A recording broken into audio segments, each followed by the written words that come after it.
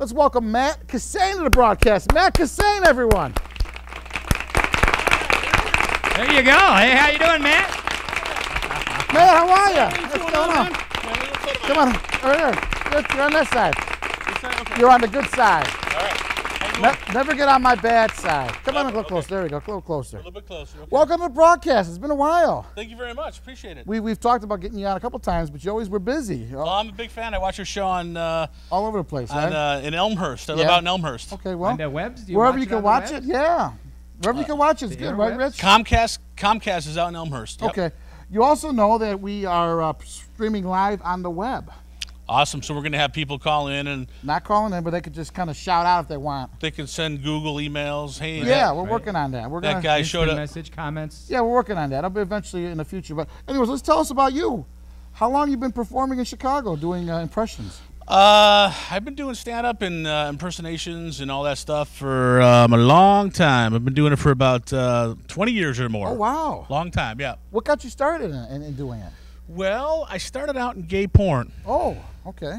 Hey-o! That was hard to get in? A hard business to get into? No, that's what she said. No, okay. Oh, man, it was a family long. Broadcast. It was a very long, hard process. Yeah? No, I'm just kidding. No, I started out in radio. Actually, I worked at a 500-watt radio station in Elmhurst, Illinois, the big time. All right. And then the Big E. Yes. And then I from there, it all went downhill. It says it on its bumper stickers. You know, it's the Big Easy. Mm-hmm. In Elmhurst, it says the Big E. The Big E. Yeah. All right. But then I just started doing stand-up and improv, went to Second City for classes, and one thing led to another. And, you know, I'm on the Larry Grochowski Show, the Gentleman Grochowski Show. That's right, yeah. Chicago, I love you! You've officially tanked as a performer. That's right. I was up in the major leagues, and now I'm back down in the minors. But that's okay. I love it here at Chicago Access. Yeah. Okay, well, tell us about how you got started, though. What you've done, you know, what was your process of getting... Well, you know, like I said, I went to college for radio, TV, film out at University of Maryland. Okay. When I was a kid, I interned for Tom Brokaw, who was the anchor for NBC News back in the 80s and 90s and early Y2K, and then I just kept pursuing radio, TV, film, RTVF. You know, just everything I can possibly get into, and then I did numerous appearances on WGN Morning News. Okay. And they finally got tired of me showing up at their show at 4 in the morning, and they said, okay, you can just be a part of the show. So I was on there for 6 years. Okay. And then I did a lot of stand-up and did a lot of acting, did a lot of TV commercials, television appearances, and then I actually auditioned for the Chicago Bulls Matadors. Okay. And I was a Matador for a season, so that was a lot of fun. That's exciting. Got to go out in the middle of the, at halftime in the middle of the United Center and take off my shirt in front of 20,000 people. It was a lot of fun. Good times. Just like the porn business, right? Yes. Just like the porn business. Yes. What was it like working with Tom Brokaw? Tom was a nice guy. He, made me do a lot of rough errands. I used to go get his bran muffin every morning and make sure that his cowboy boots were shined. You know, he's a cowboy. You know. Okay. He's from Montana or something. Well, first of all, you got to have your bran muffin. You got to have fiber. You got to have fun with fiber. If you can't if your fiber count is not good, the rest of the day could be horrible. So you got to get that fiber together. I agree. Yeah, once you get your fiber count together and you get your 20 grams, what do you get, Rich, 30 grams? 35 grams. 35 grams? I think 20 grams is, the most you need. You got 35 grams of fiber a day? Oh, yeah. Oh, yeah. Oh, man. That's why you never leave your house. Well, yeah. You always got to stay close. You got to stay regular. You got to stay regular. Yeah. So Tom Brokaw was regular when you were around. Yeah, you seemed a lot happier in those days. Tom was a nice guy, and he, did the news, and then, and then I graduated from college, and like I said, I just did a lot of stand up, and now I'm here on the Larry Grochowski Show, everybody. Larry. What about? Let me ask you another question about Tom Brokaw. Then we'll proceed around. Sure. Was he it wasn't the Channel 5 nightly or the nightly news? Was it NBC Nightly? It was NBC Nightly News with Tom Brokaw from the big tower. From the Big Apple in New York City at 30 Rock. 30 Rock. I actually worked there. Can you believe that? Me? Yeah. Yes. Now, when you were working there in the wintertime, did you take your shirt off and jump around at Ice Arena and jump around, kind of practice? I did. As a matter of fact, I did. And that's why the internship sort of ended a little bit early. Oh, okay. Yes. They asked me to leave politely. There's a clause you got to sign that you didn't obviously proceed with, but it's about keeping your clothes on in public, I think, right? Yes, it is. And then I grew up and I started looking like Brian Dennehy, which I thought was a cool thing. So I thought Brian Dennehy's a good actor. I could probably be just as good as him. You know, I get a lot of people that say that. You know, I look like that actor. And I used to think that was really cool until he played John Wayne Gacy. And that clown. Ever since then, neither one of us has been working much lately. No good. So you came play back a bad guy and it's over with, huh? Yeah, how about it? I mean, you know. I'm a homicidal maniac, you know. To kill a career. So you moved back to Chicago after your time in New York. Yes, New York was a lot of fun. Had a good time. Got mugged several times and had a blast. Good time. If you can't get mugged in a Big Apple, you're not doing something right. No, you're really not. You got to get mugged in a Big Apple. You got to try not to. Yeah, I mean, you know, that's how it works over there. So you're back in Chicago. This is probably, what, the 80s sometime maybe? 90s? Late 80s. Late 80s, moved back to Chicago. Did a lot of stuff. Did behind-the-scenes stuff. I produced music videos for Enough's Enough. They're from Chicago. Great. Enough's Enough. Enough's Enough. My buddy Chip's Enough. Hey, Chip, how are you, buddy? I hail you. He's probably watching this right now. They were like a wannabe hair band, right? They were. They had that one song. They were a big hair band, right? They were a big hair band. Well, when I was in high school. Did you got any Enough's Enough for the karaoke? I might. Probably not. Probably not. I would die. But I remember going to high school in the late 80s, and they had Enough's Enough was the big local band that, you know, that was, had that nice little, their logo was kind of cool, and their name, Enough's Enough. Enough's Enough, yes. And every girl, like, said that they had, you know, they had met him.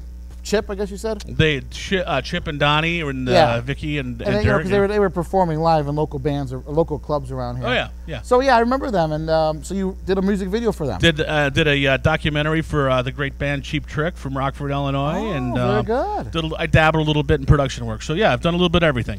Okay. So then what got you as a professional impersonator? Well, what happened was I was doing a lot of stand-up, and then, you know, I was doing Chris Farley. And I did a lot of voices in my act. I've always done a lot of different voices. You know, I did Gilbert Gottfried, and, you know, and I had Gilbert Gottfried having sex. I thought that would be a lot of fun, you know. And then I did, you know, but I was doing Farley, you know, and then my Farley thing took off, and I gained a bunch of weight.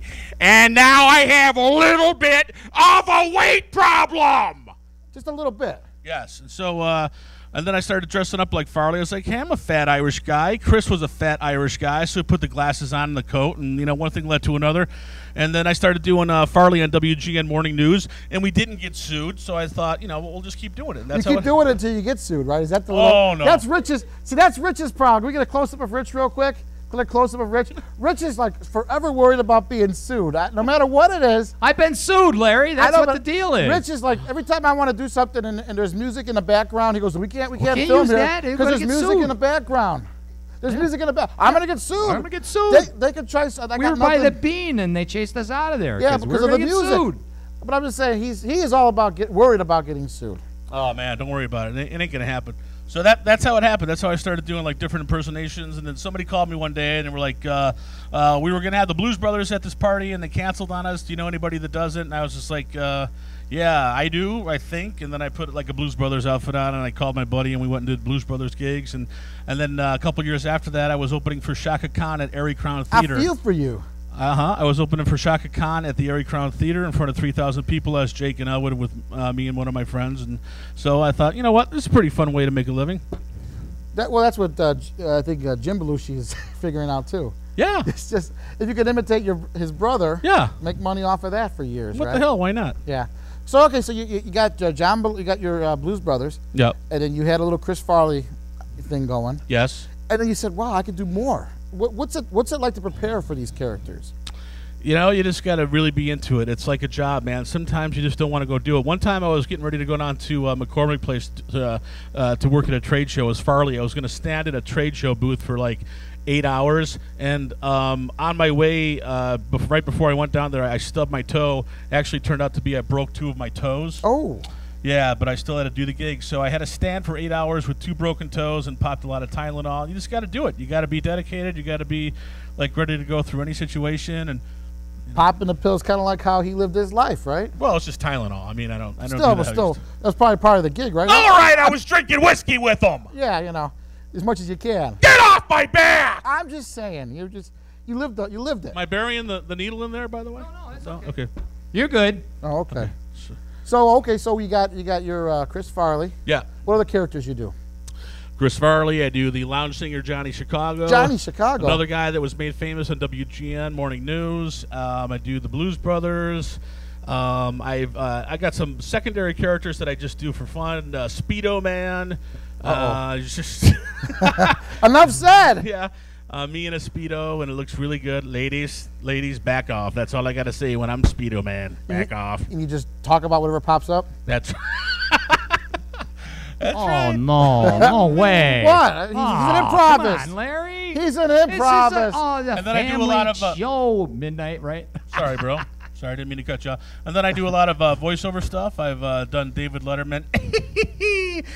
Boys and girls, moms and dads, it's time for our nightly top 10 list here on the show. And then I do a little bit of Tony Soprano as Shakespeare. Oh, to be or not to be, that's the frickin' question. Silvio, what should I do? I don't know, T, but I know a lot of the guys, they're not too happy. Oh, at two, Sil, at two. Very good. Yeah. If we had some roses. I'm a genius! We had some roses or something we'd throw at you. So what's going on in the future for you? What are you doing? Same stuff. I'm always out there auditioning for commercials. There's a commercial right now with Dee Snider. He's in a Stanley Steamer commercial. Yes, I've seen that. I auditioned for that one a couple of months ago. As Dee Steiner? No, I I auditioned for the husband. And I did not get that one. And so you'd be a great Dee Snider, though. I'm not gonna lie to you, folks. It's been a while since I've gotten something. So please help me out. Come on. Yeah, I do. No, that wasn't quite right. Right? Was that? We're not gonna take it. Yeah.